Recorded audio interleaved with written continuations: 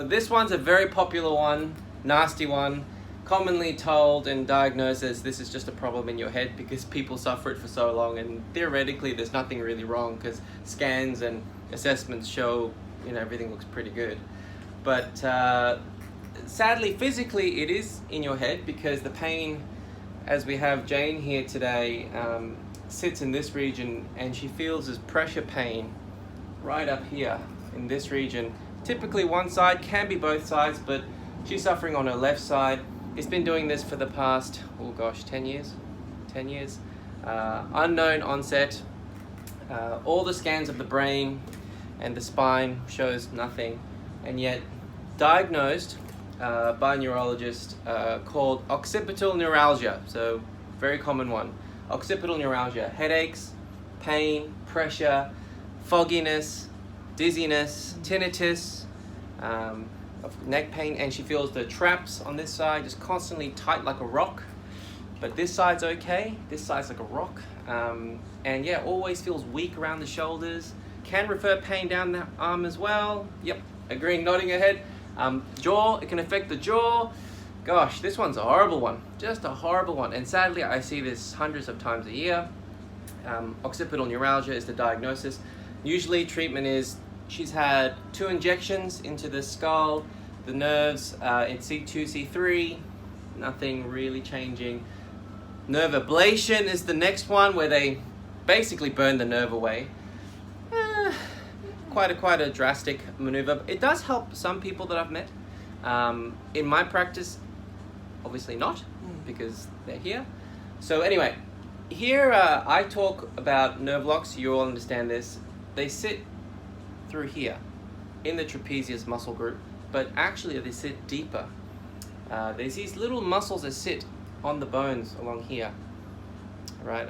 I won't be specific, but the recti muscles, right? They sit right in there, and then just above them, there sit these other one called the multifidi muscles and the semispinalis muscles. But I'm more interested in the nerves. So yes, the occipital nerve, suboccipital nerve, and the blood vessels that go to it and away from it. So the blood vessels also, they sit in this region. The nervous system here gets so locked up, I call them nerve locks, that the pressure starts to build, literally. Yeah. And when the pressure builds, it sends pain signals and dysfunctions to the parts of your body we just said. How it builds up? This area, sadly, is emotional. So upper traps, all about emotions. And when you've had this for longer than 2 months, it becomes very emotional, because this area, can you imagine the worry? It's not going away. I'm being told, yeah, la, la, la, la, and it's still going. And it's ruining my lifestyle. I can't do what I want to do. She loves to be active, but it's ruining her activities. So it becomes highly emotional, and sadly, in this region again, that process feeds back into the pain processing system.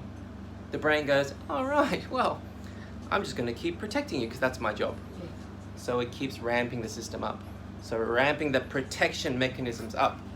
So let's keep it simple. Physically, medically, it's okay. You're not dying, there's no cancer, great. Nothing significant shown on scans, great. Otherwise, she feels healthy. She knows deep down inside that this is something else rather than a occipital neuralgia or and so on. This is what I get from the comments all the time. So, what do? The nerve locks that sit in the recti muscles, the multifidus muscles I mentioned earlier, but more specifically the nervous system, C1, C2, C3, C4, they branch out all these amazing nerves, the suboccipital nerves. I'm going to go and reset the nerve locks today. Yeah, so when they reset, it tells the brain, control alt delete. Right. Okay.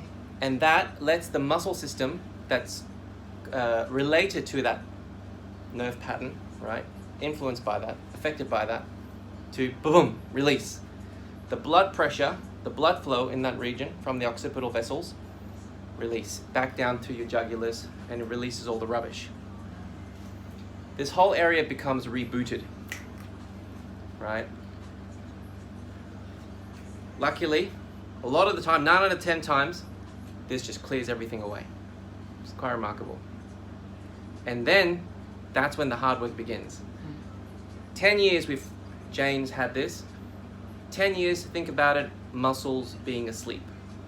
So you need now a slow, progressive 6 months in good function. So don't worry, you're in good function, but 6 months of good, nice training, enjoying the yoga and the Pilates you love, just slowly get back into it.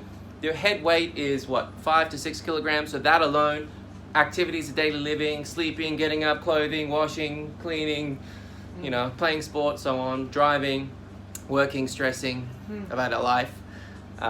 That's enough to start to slowly strengthen the muscle back up. It's been rebooted. Now it needs the time to strengthen back up. A lot of people get so excited they go back to sport or something really quickly and the muscle goes, no, ding, lock again. All right, so this is I give the, right, remember, don't do that, you know, take it nice and slow, take it easy. Don't worry, still enjoy everything, but don't do it at 150%. Sure. Yeah, but definitely for the next 6 weeks. So that's how it works, everyone. And of course, you see me do videos rolling out the foam rolling through here, thoracic spine, unlocking that, releasing the lats, releasing the pecs all the time at home with your stretching, do your yoga, Pilates, great muscle stabilizing exercises for the shoulder blade, which I'm going to go through today with Jane, and I'll do posts on that coming up anyway. So that's how this all works for this occipital neuralgia, maybe not. Upper trap, pain, tightness, locks, but ultimately the symptoms I just mentioned, they are horrible and they last a very long time. And the first thing she said was, I'm getting so much treatment and it's making me worse. Yeah. And that's number one. Is if anything like exercise and treatments make you worse, her gut instinct told her to stop everything, and that's the right thing to do. Yeah. All right, everyone, any questions, let me know. Talk to you soon.